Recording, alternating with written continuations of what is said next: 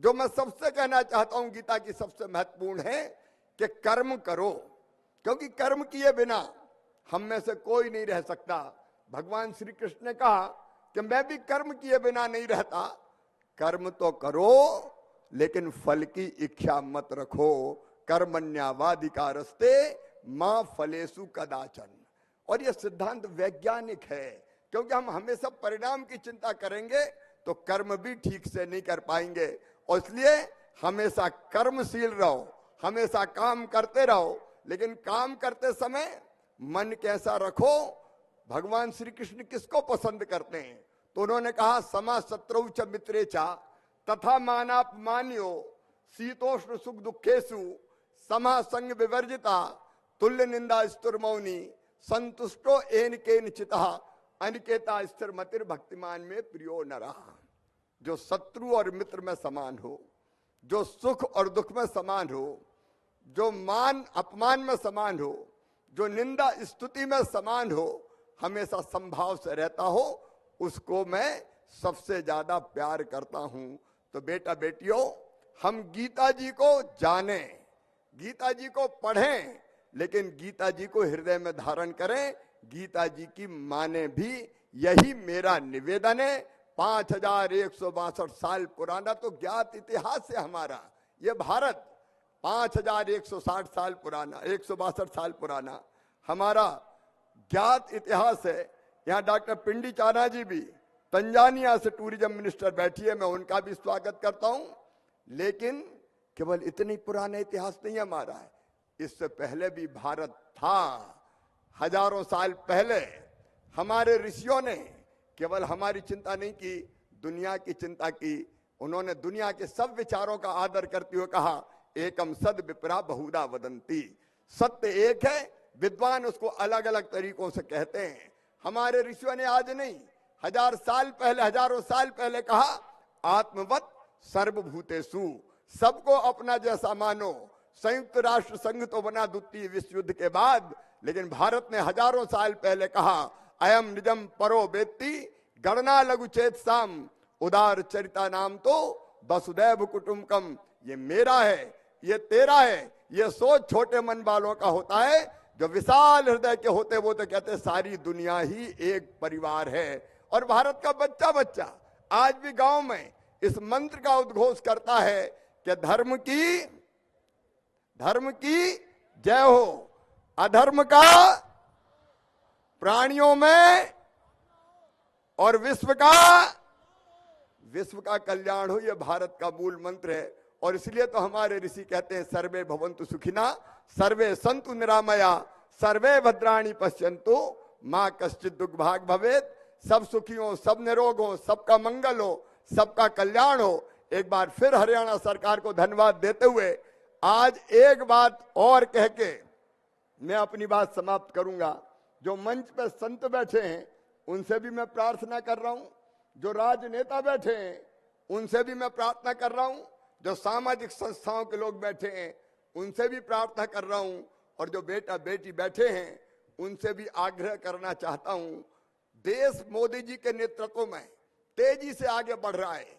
वैभवशाली, गौरवशाली, संपन्न, समृद्ध और शक्तिशाली भारत का निर्माण मोदी जी के नेतृत्व में हो रहा है।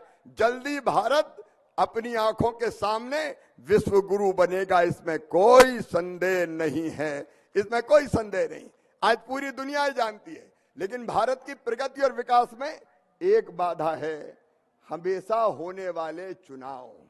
भारत में कोई चीज और हो ना हो, लेकिन 5 साल 12 महीने चुनाव की तैयारी सदैव चलती रहती है। लोकसभा चुनाव से निपटे तो विधानसभा चुनाव आ गए, हरियाणा, जम्मू कश्मीर, महाराष्ट्र, झारखंड वहां से निपटे तो अब दिल्ली के लिए ताल ठोक रहे हैं हम। बिहार के चुनाव होंगे, वहां से निपटेंगे तो और चुनाव होंगे। 5 साल सारे राजनीतिक दल केवल चुनाव की तैयारी करते रहते हैं और उसमें जन कल्याणकारी काम और विकास के काम पीछे रह जाते हैं। चुनाव जीतने की चिंता में सारे दलों के नेता लगे रहते हैं। मंत्री हो, मुख्यमंत्री हो, सांसद हो, विधायक हो, प्रधानमंत्री जी हो, चुनाव आ गए तो चुनाव की तैयारियों में जाना पड़ता है। अब हम हैं तो कृषि मंत्री, चुनाव आ गए तो 3 महीना लगातार चुनाव के प्रचार में ही लगे रहे, पार्टी के कार्यकर्ता भेज दिया तो अब उसमें देखो समय नष्ट होता है प्रधानमंत्री का, मुख्यमंत्री का, मंत्रियों का, सांसदों का, विधायकों का, अधिकारियों का, कर्मचारियों का, सारे विकास के काम ठप। कराओ चुनाव और फिर नई नई घोषणाएं करना पड़ती है कि मैं ये दे दूंगा, हम ये दे देंगे। जन कल्याणकारी काम पीछे रह जाते हैं और केवल इतने नहीं, भारी खर्चा होता है। चुनाव आयोग भी खर्चा करता है तो जनता का पैसा तो है वो, और फिर राजनीतिक दल भी खर्चा करते हैं, कितना समय नष्ट होता है। अब दूसरे राज्य में चुनाव होंगे नायब जी, तो हरियाणा के अधिकारी पर्यवेक्षक ऑब्जर्वर बन के चले जाएंगे, यहाँ का काम आपका 2-3 महीने ठप हो जाएगा, वो वहां जाके चुनाव करवाएंगे। तो इसमें केवल विनाश ही विनाश है, समय का अपव्यय, धन का अपव्यय, हमारे विकास को अवरोध करता है ये चुनाव हमेशा होने वाला। और इसलिए संविधान में संशोधन करके 5 साल में एक बार सभी विधानसभा और लोकसभा के चुनाव एक साथ होने चाहिए। इसके लिए जन जागरण हमको करना चाहिए।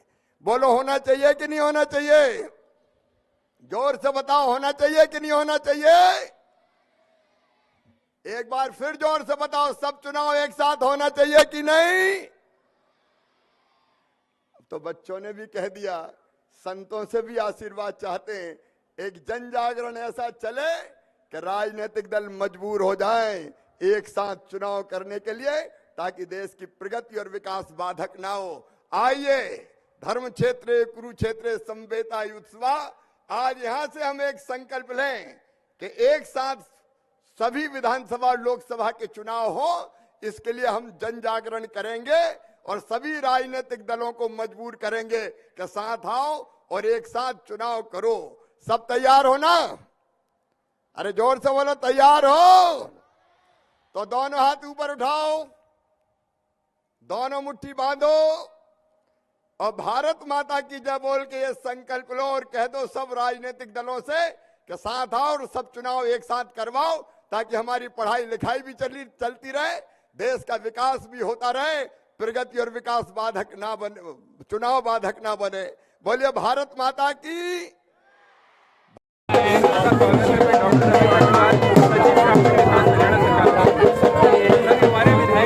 देकर उनका स्वागत किया जा रहा है। नीलोखेड़ी से बीजेपी के विधायक यहाँ पर तमाम और जो अधिकारी हैं वो यहाँ पर उनका स्वागत करते हुए नजर आ रहे हैं, फूल देकर स्वागत करते हुए नजर आ रहे हैं।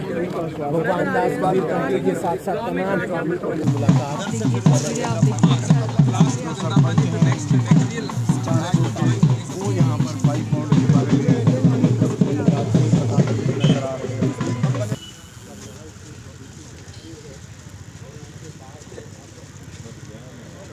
सरकार जब नंबरदार जी थोड़ा सा पीछे हो गए।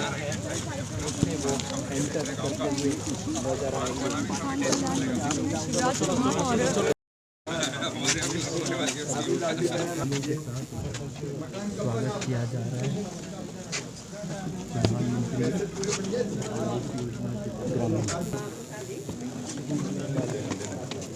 शिवराज सिंह चौहान, ये देख सकते हैं। क्या करते हैं आप? नहीं, अब तो कुछ नहीं करते। घर पे ही।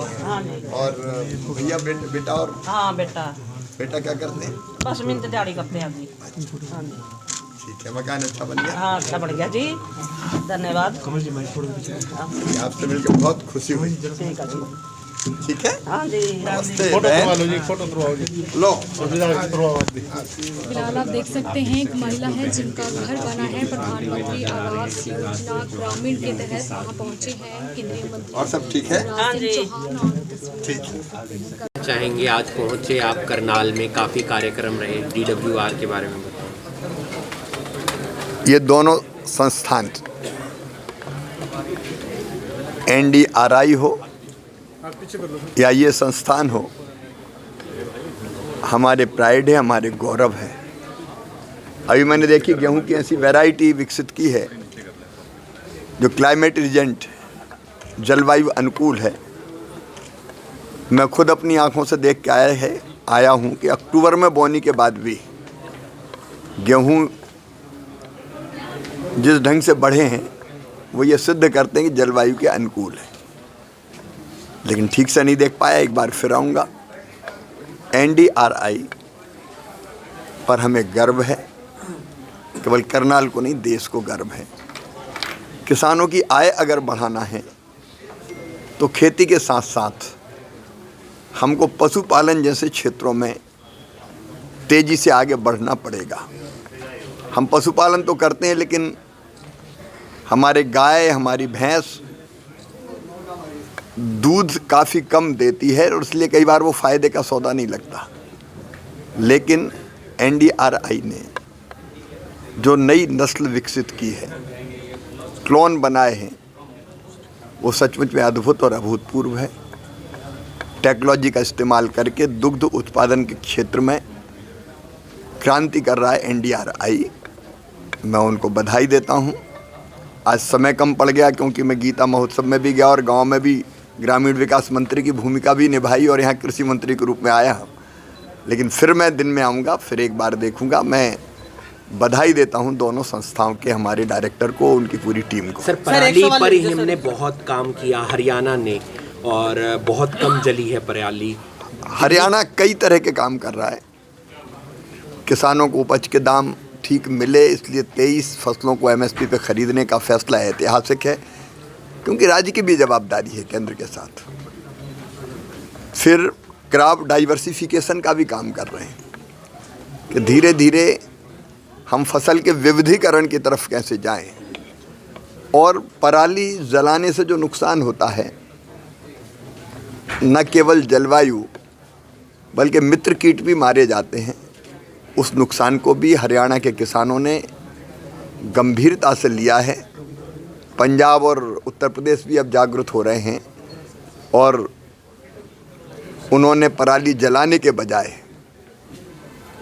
नई टेक्नोलॉजी से बनाई गई मशीनों का उपयोग करके उसका फिर से उपयोग कैसे किया जाए, उस दिशा में जो कदम उठाएं वो भी सराहनीय है। शिवराज जी, एक सवाल राहुल गांधी ने कहा है 13 तारीख को बहस करेंगे संसद के अंदर, उन्होंने अपनी बात रखते हुए यहाँ मुझे लगता है इन संस्थानों में तो खेती, किसानी, सर बाकी की बात करें। शंभू पे किसान बैठे हैं, वो आना चाहते हैं दिल्ली की तरफ और MSP की डिमांड कर रहे हैं, लीगल गारंटी।